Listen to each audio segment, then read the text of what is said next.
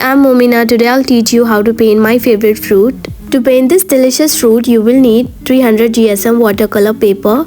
Any colors you have available. I'm using Himi watercolors from Thoovi. Few round brushes, a pencil to sketch, and lastly a jar of water. To start, first we will sketch the mango. Roughly make an oval shape and add a tiny stem on top, and then add some leaves. Mangoes are so delicious, isn't it, guys? What is your favorite fruit? Let me know in the comment section.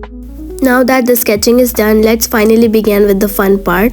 Dip your brush in water and apply the water within the shape of the mango. I'm doing this to paint the mango using a wet on wet technique.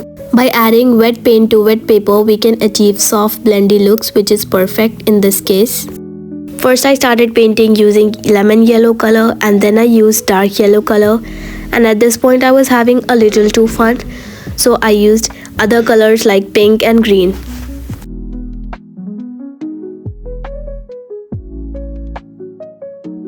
Now to paint stem, we will use brown color. Look how yummy our mango looks. Now let's paint leaves. Mix yellow and green color to paint leaves. Make sure to paint within the sketch.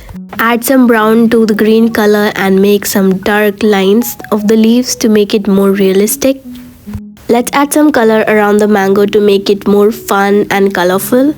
And we are almost done. I hope you had fun learning this vibrant mango piece. If you are taking part in Children's Day competition by Thoovi, I'm so excited to see all your entries. Thank you so much for joining me. Do subscribe to Thoovi Arts page. See you next time.